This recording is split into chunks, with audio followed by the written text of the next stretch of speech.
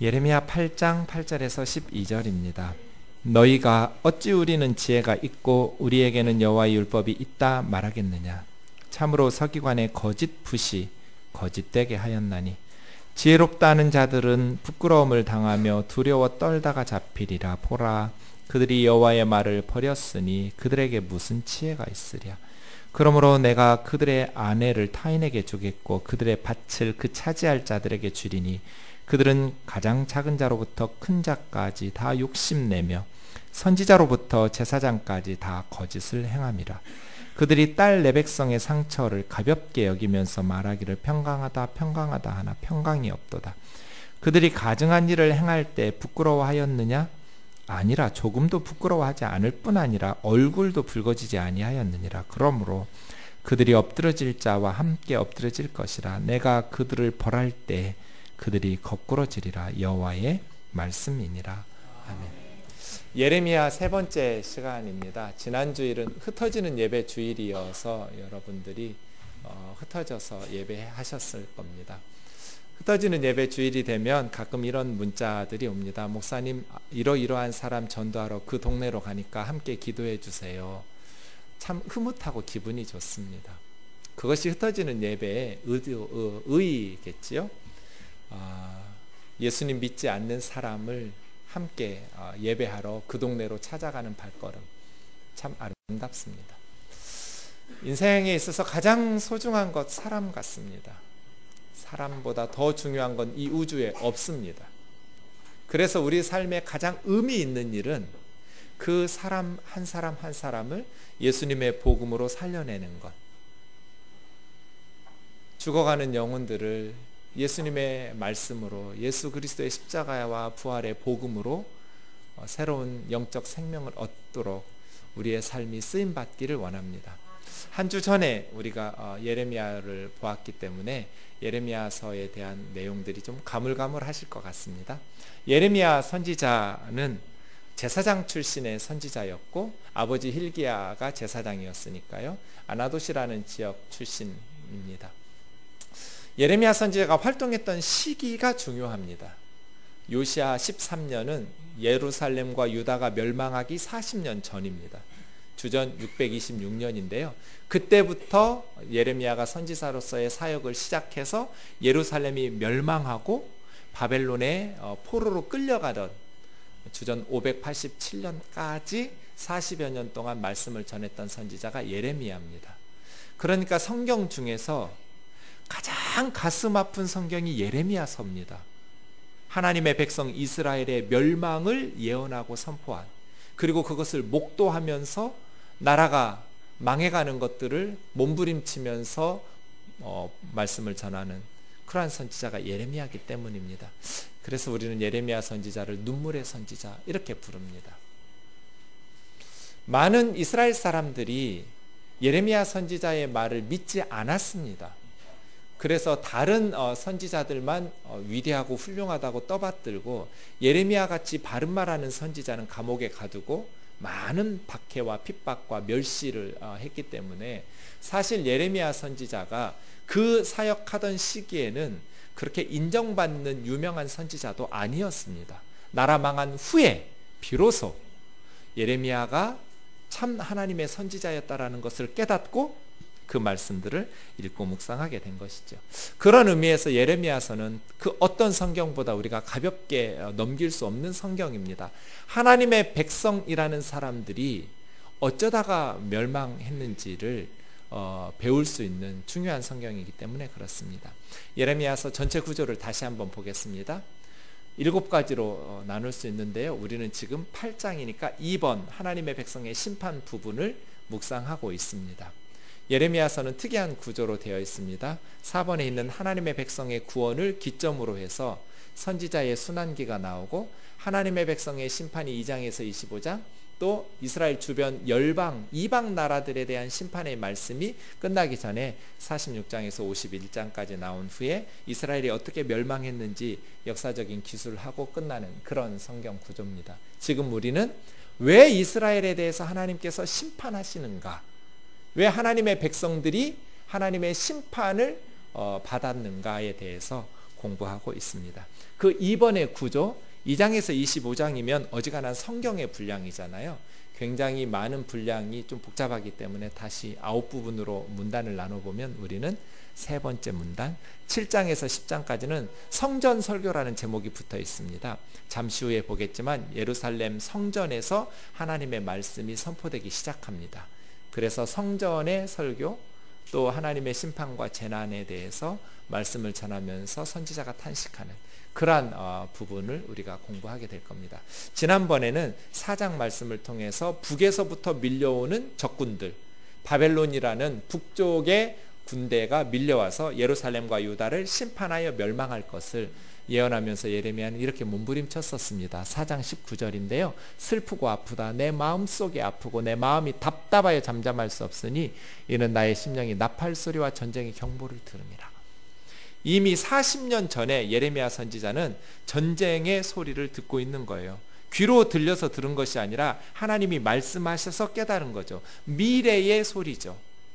예레미야가 들었던 그 미래의 소리가 현실이 되어서 예루살렘 성전은 불타고 왕궁도 불타고 모든 예루살렘의 집들이 다 불타고 성벽이 허물어지고 왕 아버지가 보는 앞에서 왕자들은 다 죽임을 당하고 왕은 두 눈이 뽑히고 쇠사슬에 묶여서 바벨론의 노예로 끌려가서 죽는 날까지 감옥에서 살다가 죽었던 사람, 시드기야 왕입니다. 이러한 것들을 예레미야 선지자는 미리 하나님의 말씀을 통해서 듣다 보니 가슴속이 답답해서 견딜 수 없을 만큼 그렇게 몸부림치면서 나라의 멸망을 막아보고자 하나님의 말씀을 외쳤지만 백성들이 듣지를 않았습니다. 착각의 비극입니다. 망할 줄 몰랐어요. 예루살렘은 하나님의 성전이 떡하니 서 있기 때문에, 하나님 앞에 날마다 예배가 드려지고 있기 때문에, 하나님께서 우리를 하나님의 백성 선민으로 선택하셨기 때문에 예루살렘과 유다가 멸망할 줄 몰랐어요. 그런 거짓 확신 속에 이스라엘 사람들이 살다가 결국은 착각 속에 비극적으로 역사가 무너져버린 착각의 비극이죠. 자기들은 망하지 않을 줄 알았는데 그런 확신 속에서 의외로 조금만 의심해 봤으면, 조금만 의심하면서 예레미야의 다른 목소리를 귀담아 들었으면 벗어날 수도 있었을지 모르는데 그들이 가진 거짓 확신에 너무나 견고한 착각에 빠져버려서 망한 것이죠. 요즘도 가끔 신천지에서 저에게 메일이 옵니다. 보나마나 신천지입니다. 저는 딱 보면 압니다. 맨날 오니까요. 그래서 클릭해서 읽어볼 것도 없습니다. 쓰는 내용 맨날 똑같습니다. 그래서 답장을 항상 보내줍니다. 뭐라고 답장을 쓸까요? 지금은 내 말 안 들을 거라고, 내가 무슨 말을 해도 신천지에서 빠져나오지 않을 거라고, 그런데 이만희 교주가 죽고 나면 나오라고. 이만희는 자기는 육체적으로 죽지 않고 영생불사한다고 가르쳤거든요. 이제 90이 다 돼가요? 곧 죽어요. 죽고 나면 분명히 김남이라는 여자가 교주 될 텐데 말 바꾸기 할 거다. 그때 거짓말에 속지 말고 내 말 새겨 듣다가 그때라도 나와라. 그렇게 말합니다. 확신을 가지고 있습니다. 우리 신천지만이 참 하나님의 백성이고 구원받을 것이라는 확신. 그래서 다른 말은 안 들어요. 그 착각의 비극이 뭐예요? 모든 것을 다 갖다 바치고 그렇게 열심히 신천지를 위해서 충성 봉사했지만 지옥의 심판을 피할 수가 없어요. 이스라엘 백성들이 거짓 확신에 세뇌되다 보니까 예루살렘은 멸망하지 않을 거라고, 하나님의 도성이 망할 리가 없다라는 그러한 착각의 비극을 경험하게 된 것이죠. 이러한 비극이 없기를 주의 이름으로 축원합니다. 그러려면 하나님의 말씀인 성경을 바르게 해석하고 말씀의 거울 앞에 내 신앙을 바르게 비추어 보아서 잘못된 것들을 회개하고 하나님 앞에서 새롭게 설 수 있기를 바랍니다. 예루살렘과 유다 사람들은 왜 이런 거짓 확신과 착각의 비극의 늪에 빠져버렸을까요? 오늘 본문이 그것을 이야기하고 있습니다. 먼저 8, 9절을 읽겠습니다. 시작. 너희가 어찌 우리는 지혜가 있고 우리에게는 여호와의 율법이 있다 말하겠느냐? 참으로 서기관의 거짓의 붓이 거짓되게 하였나니 지혜롭다 하는 자들은 부끄러움을 당하며 두려워 떨다가 잡히리라. 보라, 그들이 여호와의 말을 버렸으니 그들에게 무슨 지혜가 있으리. 이 8절에 너희가 누굴까요? 선지자가 지금 말합니다. 너희가 어찌 우리는 지혜가 있고 우리에게 여호와의 율법이 있다고 말하겠느냐. 우리에게는 지혜가 있다. 왜? 우리에게는 여호와의 율법이 있으니까. 이렇게 말하는 너희는 누굴까요? 9절에 지혜롭다 하는 자들이겠죠? 자기 스스로 지혜롭다고 말하는 사람들. 그런데 예루살렘의 영적인 지도자들이겠죠. 예루살렘 사람들이에요. 우리는 지혜가 있어. 왜? 우리에게는 여호와의 율법이 있으니까. 그런데 선지자를 통해서 하나님께서는 그것의 거짓됨을 폭로하고 있어요. 너희가 왜 우리에게 지혜가 있다고 말하느냐? 우리에게는 여호와의 율법이 있다고 말하느냐? 참으로 선지자의 거짓붓이 너희를 속였다. 선지자들이 참되게 글을 쓰고 가르쳐야 하잖아요. 그런데 하나님의 말씀을 가르쳐야 될 영적인 지도자들이 거짓된 설교문을 작성하고 거짓된 메시지를 가르치면서 거짓되게 속인 거예요. 거짓 메시지에 예루살렘 사람들이 세뇌되다 보니까 자기들이 뭐가 잘못됐는지를 모르고 스스로 우리는 지혜가 있어. 왜? 우리에게는 하나님의 말씀, 여호와의 율법이 있으니까 라고 착각했다는 거예요. 그런데 하나님은 뭐라 말씀하셔요? 너희가 여호와의 말씀을 버렸으니 어찌 너희에게 지혜가 있겠느냐. 너희는 하나님의 말씀을 버렸다. 예레미야의 경고를 인정했을까요? 아닙니다. 우리는 하나님의 말씀을 버리지 않았어. 우리에게는 여호와의 율법이 있어. 그러니 우리에게 지혜가 있어. 우리는 달라. 세상 사람들과는 달라. 우리는. 왜? 우리는 하나님의 율법이 있으니까. 근데 그것이 착각이었다는 거잖아요. 문제는 뭐였을까요? 야고보서 1장 25절이요. 시작. 자유롭게 하는 온전한 율법을 들여다보고 있는 자는 듣고 잊어버리는 자가 아니요 실천하는 자니 이 사람은 그 행하는 일에 복을. 하나님의 율법이 우리에게 있어. 그래서 우리에게는 지혜가 있어. 중요한 건 뭐예요? 너희는 하나님의 말씀을 버렸어. 하나님의 율법을 들여다보는 사람은 듣고 잊어버리는 사람이 아니라 실천하는 사람이에요.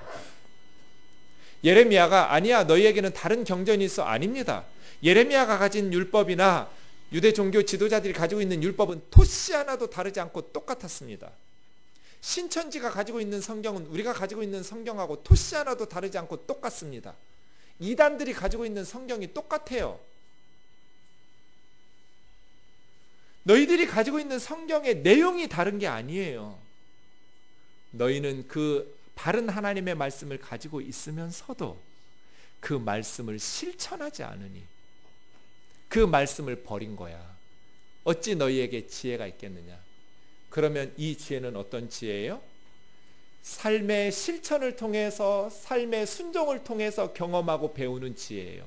우리에게 주신 하나님의 말씀의 영적 교훈은 머리로 이해하고 끝나는 게 아니에요. 삶 속에서 실천해 보니 아, 이 말씀이 이런 뜻이구나를 깨닫는 거예요. 그래서예요. 하나님의 말씀을 가졌다고 말하는 사람들이 그 율법으로 지혜롭게 산다라고 말하려면 실천이 중요하죠. 그런데 하나님께서 보시니 예루살렘과 유다 종교 지도자들은, 유다 사람들은 스스로 속고 있는 거예요. 우리는 지혜가 있어. 하나님의 율법을 가지고 있으니까. 아니야. 너희가 하나님의 말씀을 버렸는데 어떻게 너희 삶에 지혜가 있을 수 있니? 그 결과는 뭐겠어요? 10절이요? 11절까지 시작. 그러므로 내가 그들의 아내를 타인에게 주겠고 그들의 밭을 그 차지할 자들에게 주리니 그들은 가장 작은 자로부터 큰 자까지 다 욕심내며 선지자로부터 제사장까지 다 거짓을 행함이라. 그들이 딸 내 백성의 상처를 가볍게 여기면서 말하기를 평강하다 평강하다 하나 평강이 없도다. 제일 싫은 게 저거죠. 내 아내를 다른 남자가 빼앗아가는 거. 그들의 아내를 타인에게 주겠고 그들의 밭을 바벨론 사람들이 차지하게 될 거라고. 그 착각의 결과는 8절 9절의 비극이 10절로 나타나는 거예요. 너희들이 영적으로 타락하고 부패하고 그렇게 하나님의 말씀을 버리고 무지하고 어리석게 살고 있으면서도 스스로 우리는 지혜가 있어 여호와의 율법을 가지고 있으니까 라고 말하고 있는 사이 너희들의 삶이 어리석음에 빠졌고 그 결과는 너희들의 아내를 타인이 빼앗아갈 거고 너희들의 밭을 쳐들어오는 북방의 이방 사람들이 차지하게 될 것이다. 왜? 너희는 가장 작은 자에부터 가장 큰 자까지 꼭 권력 있고 세상에 기득권을 가진 사람들만 죄를 짓는 게 아닙니다. 가난하고 못 배운 사람들도. 히터 꺼주세요. 여러분 좀 덥죠? 에어컨을 켜야지. 예? 추웠어요. 할머니들이 추우셔서. 네. 안 춥지 않은데요? 어쨌든 네. 부채들은 붙이고 계시는군요. 뒤에 에어컨을 켜주세요. 그럼. 켰다가 껐어요. 이놈의 교회는 이렇게 여러분이 막 움직이면 제가 집중이 힘들어서. 네, 뭐 괜찮아요. 더우면 부채도 붙이시고. 네. 문제는 10절이에요. 사람들이 왜 죄를 지을까요? 작은 자부터 큰 자까지 욕심을 내요. 뭐 가진 사람만 죄 짓고 욕심 부려요? 아니요. 없는 사람은 없는 사람대로 욕심 부려요. 제가 언젠가 얘기했죠? 주유하러 갔더니 할아버지가 당신 왜 거꾸로 하냐고. 왜요? 저는 차가 없잖아요. 교회차 끌고 다니니까 그 차로 저 개인적인 용도로도 쓰거든요. 그러다 보니 교회 돈으로 이렇게 넣고 제 돈 더 내가지고 많이 넣고 영수증을 작은 걸 끊거든요. 근데 이런 사람이 이상한 사람인 거예요. 한참 보다가 할아버지가 궁금했어요. 당신 누군데 거꾸로 하냐고. 다들 3만 원짜리 넣고 7만 원짜리 영수증 끊어간다고. 조금 넣고 큰 액수의 영수증을 끊어가는데 당신은 왜 많이 넣고 작은 액수의 영수증을 끊어가냐고. 내가 교회 목사인데 개인적으로도 이 차를 쓰기 때문에 그렇게 할 수밖에 없다고. 그러냐고. 내가 일반 회사 다니다가 은퇴하고 주유소에서 알바하는데 대한민국이 온통 썩었다는 걸 알았다고. 좋은 차 끌고 오는 사람들은 5만 원짜리 주유하고 10만 원짜리 영수증 끊어달라고 그런대요. 왜 그러겠어요? 회사 가서 10만 원짜리 내면 5만 원은 벌잖아요. 못된 짓 하는 거죠. 재밌는 것은 오토바이 배달하는 애들은 5천 원짜리 주유하고 7천 원짜리 끊어달라고 그런대. 그러면 2천 원 1시간 알바하는 게 생기는. 온통 그래서 썩었다는 거예요. 있는 놈들은 있는 놈대로, 가난한 것들은 가난한 것대로. 그러니까 작은 자부터 큰 자까지예요. 큰 자들만, 힘 있는 사람들만 죄 짓는 게 아니에요. 가난하면 가난한 대로, 못 배우면 못 배운 대로 더 가난하고 더 연약한 사람들 착취해가면서 못되게 사는 거예요. 예루살렘이 그랬어요. 선지자부터 제사장까지 다 거짓되게. 선지자와 제사장들이라도 하나님의 말씀을 날마다 연구하고 가르치니까 바르게 행해야 하잖아요. 그런데 거짓을 행하는 거예요. 그러면 하나님께서 어떻게 하시겠어요? 이스라엘은 하나님의 백성으로 아브라함의 혈통으로 선택하셨으니 무슨 짓을 해도 내버려 두셔야 돼요? 그리스도인들은, 교회는, 예수님을 믿는 성도들은 무슨 짓을 해도 하나님 내버려 두셔야 돼요? 여러분 자녀들이 잘못된 짓 하고 못된 짓 하면 내버려 둬요? 하나님께서 11절 딸이라고 그래요. 딸이라고, 내 백성이라고. 내 딸이고 내 백성이니까 그냥 내버려 둬요? 그럴 수 없잖아요. 그래서 이렇게 경고하시는 거잖아요. 내 딸이 잘못된 일을 할 때는 하나님께서 회초리를 드실 수밖에 없잖아요. 이렇게 무서운 말이 어디 있어요? 그 아내들을 타인에게 뺏긴다니요. 상상할 수도 없는 일이에요. 평생 모아놓았던, 일구었던 밭을 다른 사람들에게 빼앗기다니요. 화병에 걸려서 죽을 일이에요. 상상하기도 싫은 얘기예요. 이렇게 경고하시, 어떻게 더 심하게 경고를 해요? 나라 망한다는 뜻이잖아요. 그런데 안 돌아왔어요. 왜 예루살렘은 돌아오지 않았을까요? 서기관의 거짓 붓에 속았어요. 거짓 메시지에 속은 거예요. 그래서 세뇌됐고 착각하게 된 거예요. 그러다가 예루살렘이 하나님의 심판을 받았어요. 문제는 11절이에요. 선지자와 제사장들이 딸 하나님의 백성의 상처를 가볍게 여겼어요. 그래서 샬롬 샬롬을 외쳐댔어요. 여러분의 딸이 아파가지고 병원에 갔다 해보세요. 두렵겠죠. 내가 무슨 큰 병 걸린 거 아닌가? 사실 큰 병이었어요. 그래서 빨리 치료를 제대로 받아야 살려낼 수 있는 상황이었는데 병원에 갔더니 그 의사가 그냥 진찰하더니 별거 아니라고, 약 며칠 먹으면 나을 거라고. 며칠 먹고 안 들어서 또 갔더니 그냥 별거 아니라고, 낫는다고 걱정 말라고. 그러다가 골든타임을 놓쳐서 그 딸이 죽었다고 생각해 보세요. 부모로서 그 의사 가만두겠어요? 똑같은 상황이잖아요. 딸 내 백성의 상처를 선지자와 제사장들이 가볍게 여기고 샬롬 샬롬을 외쳤지만 엔 샬롬, 샬롬이 없었어요. 사실은 중병에 걸렸어요. 이 상처라고 번역된 말은 쉐베르라는 말, 깨졌다라는 뜻이에요. 원래 단어가 사발이라는 동사에서 왔어요.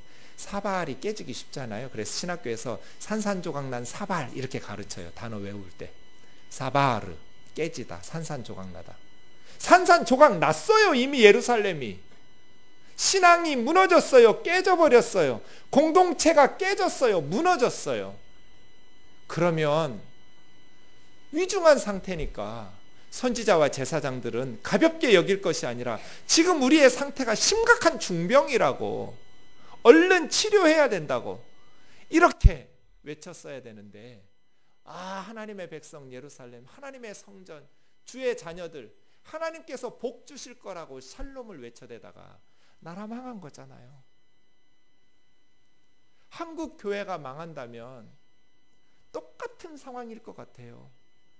하나님 이렇게 말씀하시지 않겠어요? 그래서예요. 12절 같이 읽겠습니다. 시작. 그들이 가증한 일을 행할 때 부끄러워하였느냐? 아니라 조금도 부끄러워하지 않았을 뿐 아니라 얼굴도 붉어지지 아니하였느니라. 그러므로 그들이 엎드러질 자와 함께 엎드러질 것이라. 내가 그들을 벌할 때 그들이 거꾸러지리라.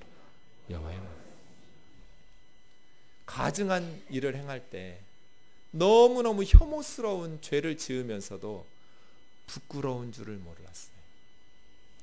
너무나 그것이 일상이 돼버렸어요. 처음에는 두렵기도 하고 불안하기도 했을 터이지만 그것이 반복되다 보니까 부끄러워하지를 않았어요. 죄를 지으면서 부끄러워한다면 그나마 희망이 있을 텐데 부끄러운 줄을 몰라요. 얼굴도 붉어지지 않았어요. 그러니 그들이 하나님의 심판으로 벌을 받아서 엎드러질 거라고, 여호와 입의 말씀이라고 예언하고 있는 것이죠. 사랑하는 형제 자매 여러분, 예루살렘의 착각과 멸망이 우리에게 경고가 될 수 있기를 원합니다. 그럼 구체적으로 이 사람들이 어떤 가증한 일을 행하였는가? 도대체 예루살렘 성전에서 선지자와 제사장들은 무슨 일이 있었길래 그들은 거짓 붓으로 백성들을 속였는가? 샬롬이 없었는데, 그들의 상처가 위중했는데 어떤 상황이었길래 우리에게는 지혜가 있고 여호와의 율법이 있어서 우리는 망하지 않는다고 거짓 확신에 세뇌당했을까? 7장 2절부터 좀 보겠습니다. 여호와의 집, 성전이죠. 그래서 7장부터 성전 설교라고 말하는 것입니다. 10장까지 그렇습니다. 하나님께서 예레미야 선지자에게 성전 문 앞에서 외치라는 거예요. 성전 문 앞에 섰어요. 예배하려고 사람들이 예루살렘 성전으로 올라오고 있겠죠? 그 예배하려고 올라오는 유다 사람들에게 예레미야가 하나님의 말씀을 전합니다. 만군의 여호와 이스라엘 하나님께서 이와 같이 말씀하시되 너희 길과 행위를 바르게 해라. 예배 드리러 오는 자들아, 너희의 길과 행위를 바르게 해라. 그러면 하나님께서 주신 이곳에서 살게 하실 것이다. 4절이요. 너희는 이 성전이 여호와의 성전이라 여호와의 성전이라 여호와의 성전이라 하는 거짓말을 믿지 마라. 그럼 예루살렘이 여호와의 성전 아니에요? 바알의 신전이에요? 우상 신전 아니에요. 여호와의 성전 맞아요. 그런데 그거 거짓말이래요. 그럼 예루살렘 성전이 여호와의 성전이 아니면 뭐예요? 잠시 후에 나와요. 이곳이 여호와의 성전, 여호와의 성전, 여호와의 성전이라는 거짓말 믿지 마라. 너희가 만일 너희 길과 행위를 참으로 바르게 해서, 행위를 바르게 한다는 게 뭐예요? 이웃들 사이에 정의를 행하며 이웃을 속이고 이웃을 착취하지 않고 이방인과 고아와 과부를 압제하지 아니하며 가장 가난한 연약한 사람들이 외국에서 돈 벌러 온 외국인 노동자들, 고아들, 과부들이에요. 그 시대에 그들을 압제하지 아니하고 죄 없는 자들의 피를 흘리지 않으며 다른 우상 신들을 뒤따라가서 화를 자초하지 않으면 너희 조상들에게 약속한 이 땅에서 영원 무궁하게 살게 할 거다. 이게 성전 문 입구에서 외친 예레미야의 메시지예요. 행위를 바르게 해라. 행위를 바르게 한다라는 것은 이웃들 사이에 정직하게 정의를 행해라. 연약한 사회적 약자들을 압제하지 말아라. 우상숭배하고 연약한 사람들을 피 흘리게 하지 말아라. 그러면 하나님께서 너희 조상들에게 주신 젖과 꿀이 흐르는 약속의 땅에서 영원 무궁토록 살게 하실 것이다. 그런데 8절이요. 너희가 무익한 거짓말을 의존한다. 예루살렘 성전에 와서 거짓말을 듣고 선지자들의 거짓 붓에 휘둘려서 무익한 거짓말을 의존하면서 산다는 거예요. 왜요? 너희가 도둑질하고 살인하고 간음하고 거짓 맹세하고 바알에게 분향하고 너희가 알지도 못하는 다른 신들을 따라가면서, 그러니까 세상에서는 온갖 못된 짓 다 해가면서 예루살렘 성전에 와서 여기가 하나님의 집이니 우리가 구원을 얻었나이다. 우리는 하나님을 믿는 선민 이스라엘 백성이니 구원을 받은 백성이라고 하고, 그 거짓말이라는 거예요. 너희가 이 모든 가증한 일을 행하려 함이로다. 너희는 내 이름으로 일컫는 받는 이 성전이 도둑의 소굴로 보이느냐? 보라, 나 곧 내 눈이 이 도둑의 소굴을 보고 있다. 그러니 여기가 여호와의 성전이라, 여호와의 성전이라, 여호와의 성전이라는 말은 거짓말이라는 거예요. 하나님 눈에는 이게 도둑의 소굴로 보이는 거예요.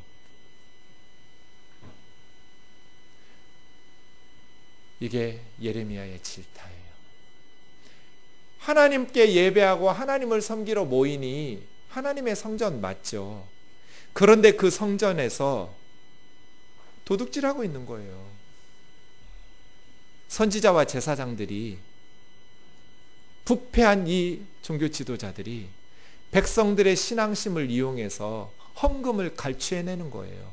그걸로 자기 집 잘 먹고 잘 사는 거예요. 너희들은 이 집이 도둑의 소굴로 보이느냐? 내 눈에는 그렇게 보이는데 한국 교회는 어떤가요? 여호와의 성전이라, 여호와의 성전이라, 여호와의 성전이라 외치죠. 그런데 그 하나님의 집이 도둑의 소굴로 변하지는 않았나요? 그저 돈돈 하면서 기복주의를 부추기며 하나님의 집이 도둑의 소굴로 하나님의 눈에 보이지 않을까요? 그 가슴 아파요.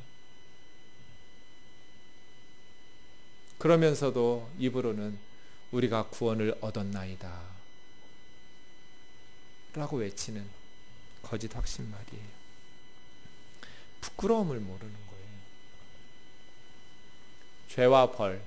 오늘 설교 제목을 듣고 아마 이 사람 생각한 분들 많을 것 같습니다. 러시아의 대문호 도스토예프스키입니다. 도스토예프스키가 쓴 소설 중에 죄와 벌이 있습니다. 라스콜리니코프라는 가난한 대학생이 있었습니다. 너무나 가난해서 학교를 휴학하고 있습니다. 이 라스콜리니코프가 이런 생각을 했습니다. 이 도시에 사람의 피를 빨아먹는 이와 같은 존재가 있다. 고리대금업자, 전당포의 할머니. 가난한 사람들을 착취해서 부유하게 사는 그런데 이 라스콜리니코프가 저 노파 한 사람을 죽이고 그 많은 재산을 가지고 가난한 대학생 100명을 절망에서 건져내는 것이 정의 아닐까라고 생각합니다. 본인이 가난합니다. 홀어머니와 여동생 밑에서과 함께 너무너무 가난하게 삽니다. 가난이라는 것은 자유 없음을 의미합니다. 돈이 없으니 학교를 다닐 수도 없고, 돈이 없으니 음식을 먹을 수도 없고, 너무너무 가난해서 자유 없이 살아가는데 그 자유를 사적으로 확보할 수 있는 방법이 뭐겠습니까? 이 사회의 암적 존재인 고리대금업자 할머니를 죽이고 그 돈으로 나도 그리고 가난한 다른 많은 사람들도 부유하게 하는 것이 정의 아닐까? 그것이 자유 획득의 길은 아닌가? 이런 생각을 합니다. 자기는 저렇게 무식하고 가난한 사람들과 달라. 나는 지혜로운 사람, 나는 초인 사상이라고 하죠. 사실은 니체의 초인 사상에 영향을 받은 것은 아닙니다. 도스토옙스키가 니체보다 더 윗세대의 더 선배입니다. 그런데 마치 니체의 초인 사상과 같은 생각을 라스콜리니코프라는 주인공이 합니다. 자기는 다른 사람들과 달리 모든 것이 허용될 수 있는 것처럼, 내가 행하는 것은 죄가 아닌 것처럼, 이게 마치 예루살렘의 종교 지도자들 같습니다. 하나님을 독점하고 하나님의 말씀인 율법을 가지고 있으니 자기들의 행동은 일반 범인들과는 다른 허용 가능한 것처럼 착각하면서 삽니다. 그래서 얼굴에 부끄러움이 없습니다. 온갖 못된 짓을, 이중적인 생활과 거짓을 행하면서도 스스로를 초인처럼 여깁니다. 그래서 이 노파 할머니를 도끼로 찍어 죽입니다. 죄입니다. 올 상반기에 우리 땡돌 청년들에게 죄와 벌이라는 소설을 읽혔습니다. 이런 질문 많이 받았습니다. 목사님, 라스콜리니코프가 지은 죄는 알겠습니다. 그 노파를 도끼로 죽인 죄, 살인죄입니다. 벌은 뭡니까? 주인공이 받은 벌은 뭡니까? 결국 시베리아로 유배 생활을 가서 소설이 끝나는데 시베리아로 간 것이 벌입니까? 겉으로 보면 그게 벌인 것 같습니다. 그러나 저자가 이야기하고 싶은 더 중요한 무서운 벌이 있습니다. 스스로를 속인 거잖아요. 자신은 어떤 짓도 허용될 수 있다는 정의감으로 충만하고 한 사람이 죽여서 수많은 사람들이 행복할 수 있다면 그것이 정의라고 생각했잖아요. 자기에게는 그런 자유가 있다고 생각했잖아요. 그런데 그것이 거짓임을 도스토옙스키는 폭로합니다. 그 노파만 죽이려고 했는데 그 할머니의 여동생 리자베타라는 여동생이 바보입니다. 그런데 너무 착해서 사람들에게 계속 속임을 당하고 착취만 당합니다. 너무 안타깝습니다. 저렇게 착한 사람이 못된 사람들에게, 언니에게 이용당하고 다른 사람들에게 속아서 돈 뜯기고 그렇게 이용만 당하는 리자베타를 늘, 그러니까 라스콜리니코프가 그 리자베타 같은 할머니를 구원하는 것이 자기의 목표였습니다. 그런데 그 전당포 할머니를 죽인 후에 리자베타가 올라와서 그 장면을 목격하게 됩니다. 어쩔 수 없이 도끼로 그 리자베타까지 죽이게 됩니다. 자유는 어떻게 얻을 수 있는가? 정의는 어떻게 찾아올 수 있는가? 명절이 되어서 많은 사람들 만납니다. 오랜만에 만나게 되죠. 저는 그게 직업병 같습니다. 저는 어느 동네 가든지 교회만 보입니다. 교회가 눈에 딱 띄어요. 직업병이에요. 그리고 사람들 오랜만에 만나면 아무 관심이 없어요. 딱 한 가지만 관심이 있어요. 목사가 무슨 관심 있겠어요? 교회 잘 다니냐? 신앙생활 잘 하냐? 뭐가 어쨌는지 별로 관심 없어요. 그냥 중요한데 신앙생활 잘해야 그 다음 대화들이 의미가 있었던 것처럼 느껴지니까. 그런데 이번 추석에도 여러 가슴 아픈 이야기를 들었어요. 교회 신지 몇 달 되었어요. 요즘 믿음을 잃고 헤매고 있어요. 왜? 교회가 너무 답답해요. 교회 나가면 기쁘고 행복하고 설교를 들으면 정말 마음이 기쁘고 행복해야 되는데 너무 답답해요. 교회 가면 사람들이 너무나 위선적으로 행동해요. 그리고 너무나 거만하고 교만해요. 연약한 사람들, 가난한 청년들, 젊은이들의 의견은 무시해요. 꼰대짓을 해요. 제 표현이 아니에요. 들은 그대로 말하는 거예요. 교회 가면 꼰대들이 너무 많아요. 우리는 지혜가 있다. 우리에게는 여호와의 율법이 있다. 그런 거짓 교만과 확신이 삶 속에서 실천되어지지는 않으면서 교회에서 왕 노릇하고 주인 노릇하고 너무나 거만하게 말하고 사람을 소중히 여기지 못하고, 그러니 교회 나가는 게 너무 힘들고, 그래도 되는 줄 알아요. 교회에서 자기는 초인인 것처럼 하나님의 율법이 있으니까. 그런 거짓된 메시지에 세뇌되어서 사는 라스콜리니코프들이 우리에게 많지 않은가? 그가 받은 벌은 자유도 정의도 이루지 못했다는 것입니다. 돈이 있으면 정의를 시행할 수 있을 줄 알았는데 그 후에 너무나 불안하기 시작합니다.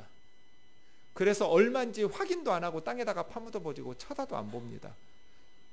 정의를 이룰 줄 알았는데 세상의 권력을 가지면, 불의한 사람을 죽여서라도 그 많은 재물을 가지면 나에게 자유가 찾아올 줄 알았는데, 라스콜니코프는 정반대로 자기가 초인이 아니었다라는 것을 깨닫고 더 비참한 두려움 속에 빠지게 됩니다. 그 속에서 술주정뱅이 아버지 밑에서 동생들을 굶겨 죽일 수 없어서 어쩔 수 없이 자기 몸을 파는 소냐라는 매춘부를 통해서 라스콜니코프는 구원을 경험하게 됩니다. 어떻게 이 어그러진 삶이 구원받을 수 있을까요? 한국 교회가 라스콜니코프들 같아요. 기도 열심히 하면, 믿음이 좋아지면 초인이 되는 줄 알아요. 그래서 빌립보서 4장 13절, 내게 능력 주시는 자 안에서 내가 모든 것을 할 수 있다고. 저게 초인이잖아요. 앞뒤 문맥도 없어요. 그냥 하나님만 믿으면 내가 원하는 걸 다 할 수 있는 줄 알아요. 그러면서 점점 교만해져요. 그래서 다른 사람을 무시하고 정죄하고 연약한 사람들을 착취하는 것을 얼굴에 붉어지지도 않으면서 뻔뻔하게 하면서 하나님의 집에 와서는 우리는 구원을 얻었나이다라고 외쳐요. 똑같지 않아요? 예레미야 시대하고. 우리가 예수님을 믿으면 믿을수록 우리는 한 줌의 흙이라는 것을 깨닫게 돼요. 내가 아무것도 아니구나. 내가 죄인이구나. 나도 죄인이구나. 예수님의 십자가 외에는 나에게 소망이 없구나. 내 속에 있는 죄를 깨닫고 내가 죄인 중에 괴수라고 고백하면서 오직 예수 그리스도의 십자가를 붙들고 나 때문에 십자가에 죽으신 예수님, 이제 다시 나 때문에 가슴 아프지 않게 하려고 발버둥 치면서 거룩하게 살기를 추구하겠죠. 나는 이제 용서받았으니까 무슨 짓을 해도 된다는 초인이 아니고요. 우리에게는 하나님의 말씀이 있고 우리에게는 믿음이 있으니까 구원받은 성도는 마치 초인들처럼, 그건 이단의 교주들이 하는 소리예요. 타락한 목회자들이 하는 소리예요. 성도들이 본받을 말씀이 아니에요. 믿음이 좋아지면 좋아질수록 초인이 되는 것이 아니라 나는 죄인이라는 것을 깨닫고 나의 무능함과 연약함을 고백하면서 오직 예수 그리스도를 붙드는 것이죠. 그러니 나보다 다른 사람들이 위에 있는 거예요. 그래서 다 위시예요. 다 위에 있다고. 나보다 못한 사람이 하나도 없는 거예요. 교회 오면 세상적인 것들을 비교해 가면서 우월의식이나 열등감에 빠지지 마세요. 그냥 이 세상의 모든 사람이 우리보다 낫다고 생각하면 돼요. 예수 믿지 않는 사람들이 훨씬 상식적이고 훨씬 하나님의 말씀대로 사는 사람 많더라고요. 교회만 안 다닐 뿐, 성경은 모르는데 너무 양심적이고 착하고 부끄러운 줄 알고, 오히려 예수 믿는 사람들이 더 뻔뻔하고 얼굴도 붉어지지 않으면서 예배당에 모여서 우리는 구원받았다고 말하지만 초인이 돼가지고 자신들이 정의를 행할 것처럼, 자신들이 자유를 획득할 수 있는 것처럼 뒤로는 다 욕심을 내서 남의 것을 훔치고 살인하고 죽이면서도, 도끼를 들고 있으면서도 스스로 착각하고 속는 것이죠. 일라스콜리니코프는 시에베레에 갈 때까지도 구원이 안 이루어져요. 자기가 초인이 아니라는 것을 깨닫고 절망하고 화를 내요. 그러나 끝까지 소냐의 사랑을 통해서, 소설이 굉장히 우울해요. 한 번도 이 주인공은 기뻐하지 않아요. 한 번도 행복하지 않아요. 이 세상의 악에 대해서 불평하고 원망만 하면서 살아요. 짜증만 부리면서 살아요. 다 뒤집어 엎고 죽일 생각해요. 그런데 비로소 깨달아요. 시베리아에 가서 진정한 자유는 내 죄를 고백하고 소냐와의 바른 관계와 사랑을 통해서 행복이 찾아온다고.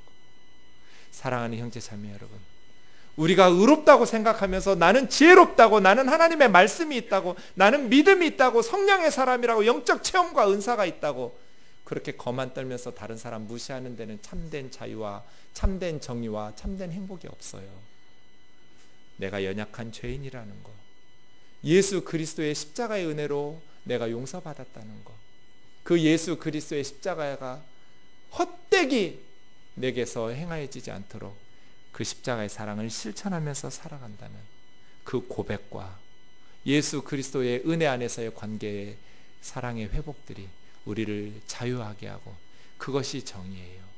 옆에 있는 사람을 소중히 여기고 우리 가족과 이웃들을 소중히 여기면서 그들과 함께 더불어 주의 일들을 감당할 수 있는 자 되기를 원합니다. 내게 능력 주시는 자 안에서 내가 모든 것을 할 수 있다는 것은 초인이 아니에요. 이 문맥을 보세요. 빌립보 성도들이 선교 헌금을 주니까 고맙다고 편지 쓰면서, 너희 선교 편지 쓰면서 후원 잘 받았다고. 그러나 나는 뭐 선교 헌금 더 달라는 얘기 아니라고. 일체의 비결을 배웠다고. 배부르든지 배고프든지 풍부하든지 가난하든지 어떤 상황에서도 다 선교할 수 있다는 얘기하는 거예요.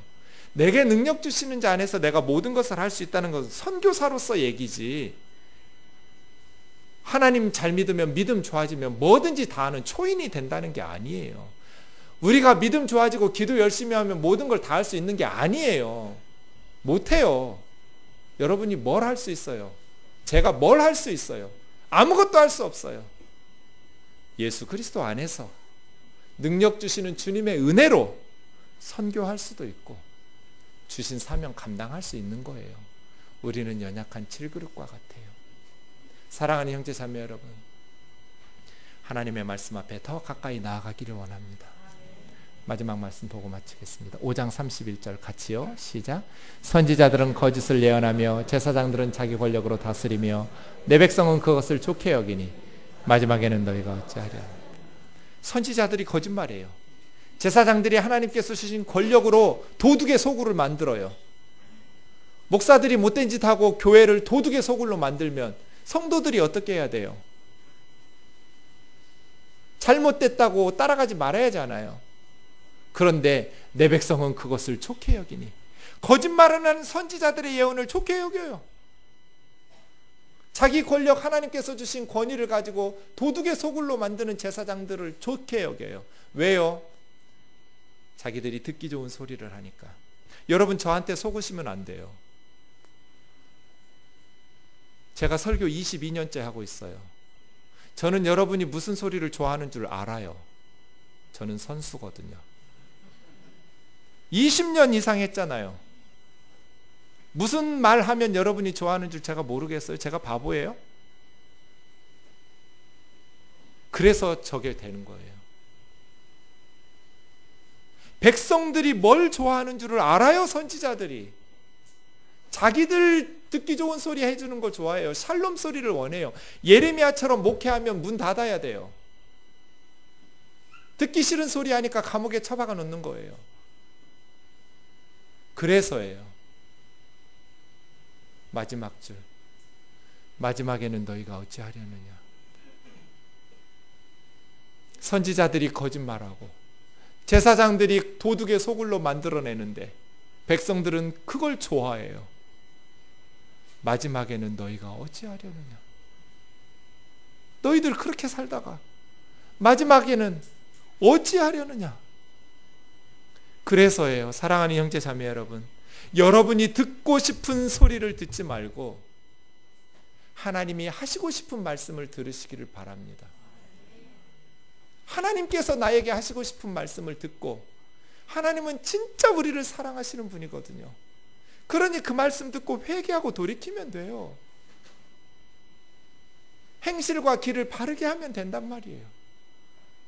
듣고 싶은 소리만 듣다가 멸망의 길로 함께 착각의 비극에 빠지지 않기를 주의 이름으로 축원합니다. 예수 그리스도를 붙잡읍시다. 예수 그리스도를 닮아갑시다. 아는 것과 행하는 것은 다릅니다. 안다고 해서 우리가 그렇게 사는 것은 아닙니다. 목사들이 그래서 속아요. 아니까, 설교하고 가르치니까 자기가 그렇게 사는 줄로 착각을 해요. 그래서 다 같이 속아요. 가짜 참기름에 제일 많이 들어있는 건 진짜 참기름이에요. 거기다가 가짜 좀 섞어서 분량 늘리는 거예요. 진짜가 있어요. 타락한 목사들이라고 해서 다 가짜가 아니에요. 그런데 그 속에 가짜들이 교회와 개인을 망치게 만들어요. 사랑하는 형제 자매 여러분, 우리의 삶과 신앙이 하나님의 말씀 앞에서 예수 그리스도를 닮아가는 것, 십자가를 지고 주님의 뒤를 따르고 옆에 있는 사람들을 위해서 내가 희생하고 그들을 소중히 여기면서 섬기면서 살아가는 것, 그러한 성도, 그러한 교회 되기를 주의 이름으로 축원합니다.